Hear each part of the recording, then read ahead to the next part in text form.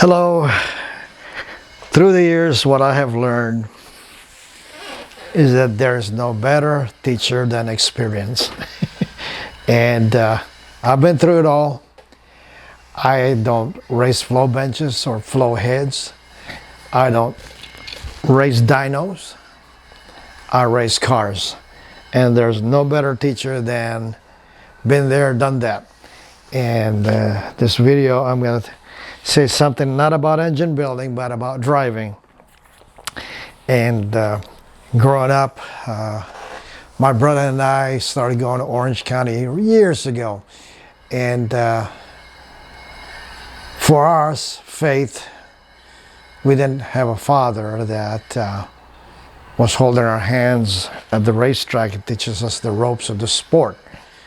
We have to learn the hard way. And I, of course, like many others out there, didn't have that. So it was really a lot of trial and error. My brother and I, through the years, would go to racetrack with so much money, tow in my race car and come back home, wondering if we're going to make it on the gas we have in the tank. Anyway, Dad passed away when I was 5 as a fighter pilot in the Air Force and had a mid-air collision over the Philippine Islands. And that set the faith for me to learn on my own, and with my brother right beside me there and countless friends through the years. Gained experience and learned to be analytical about what we went through and what we've learned. And today we're going to talk about something that will be valuable for everybody, not in engine wise, but driving. Here's my 67 Mustang, which I won the Muscle Car Nationals back in 1981. Damn, I'm old. Anyway, when we won that race, there was a video company that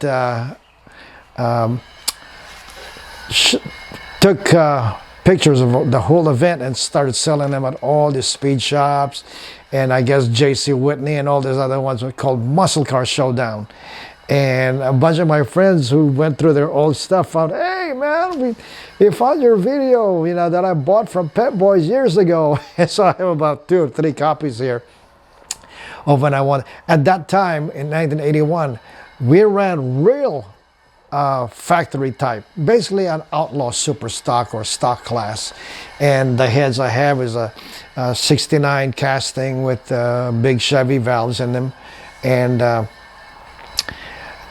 today, with all the experience I've learned, we go a lot quicker now. But back then, that was it went 1030. Okay, it's bordering on the 9-second pass with an extended slapper bars, all that, and FMX transmission. It's like having 2 engines in the car. It's a cast iron transmission. I tell you what, that sucker's heavy. But anyway, here's the story. For many, many years, my brother and I would go to Orange County on a Wednesday night. Was it a Wednesday night or even the weekend? And I was hovering around 11:40, 11:30, and then slowly 11:06.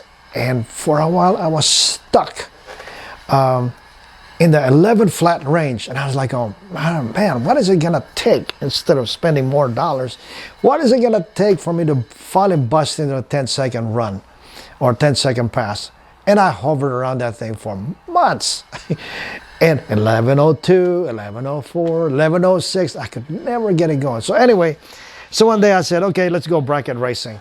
And I remember somebody out there in Orange County had a Simca with, I think, a small block, or was it a big block Chevy? Simca is like a 2,000-pound English car. 2-door, short. And I was going to bracket race him, and I was fast enough to be with him, basically. And I think it was like a high 10-second car, and I was an 11 flat. So we lined up, and after countless passes, the same old thing, 11:04, 11:06. So I drew this guy, and I dialed in at like 11:02 or something, like 11:04. Anyway, as usual, my friends and everybody were there, and I took this guy on one of the rounds, and we lined up, did my burnout, did his own thing. And I'm looking at the tree come down, and I cut a good light from what I feel. And when I took off, I didn't see him move because it was like 11:06 to a 10:99 is like almost the same. And when I took off, I knew I got a good light, and he kind of like hesitated. And I was going, okay, he's not going to catch me.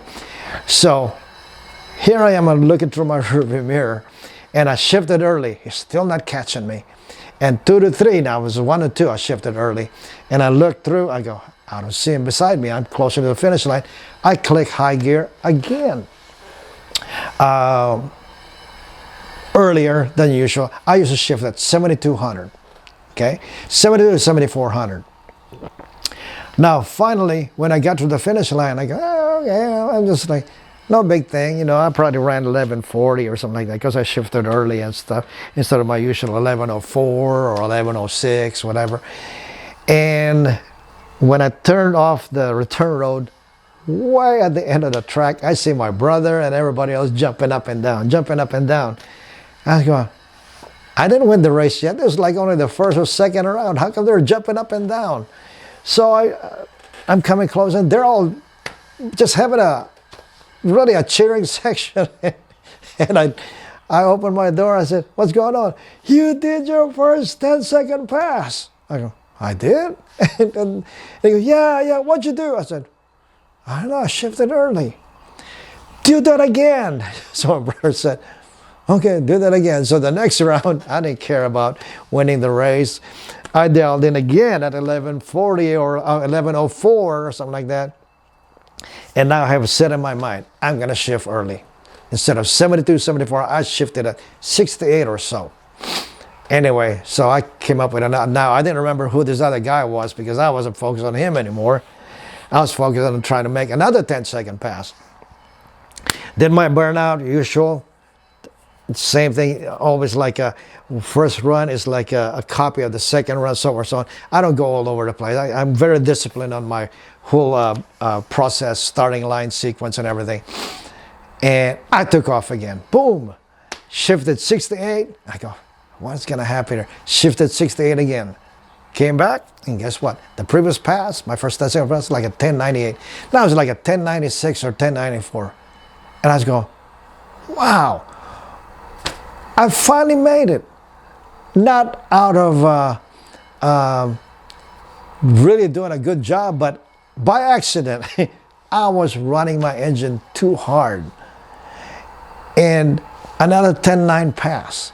So now I'm deep in the 10-second range consistently now after that first 2 runs. And what taught me is that maybe we're overdriving a lot of our cars, trying too hard, launching too high or launching too low, or, you know, just what my advice would be, change your shift pattern, change your launch pattern or launch RPMs, do all that, find around, look around, and you'll find something and go quicker. It's amazing how for months I was stuck in the low 11s and by accident because I saw the guy run real poorly, that I shifted early in the process, made my fastest pass. What a blessing. Anyway, that's what I kind of figured what would be best. All right. So now when I have new drivers, I'm trying to break in at the track, and I tell them, look, change your RPM, be consistent, go pass to pass, go higher this time or go lower, and see where the engine's at. Okay. And sometimes when your engine builder tells you, oh, you're good at 7,200, then you go out there and run 7,200 or 74. No, try a little bit lower, or maybe a little bit higher. More likely to go a little lower because we all try too hard, okay? And that is an amazing experience with this car. It gave me a lot of memories. You know, I kind of figured, wow, that was a lesson, and I figured, I said this on this video, and maybe some of you guys are driving too hard. Okay, so please subscribe and like Ben on Me The Racing on YouTube, and I will give you some other insights, quick clips, just like this particular one here. Okay, have a good day, guys. Bye-bye. Take care.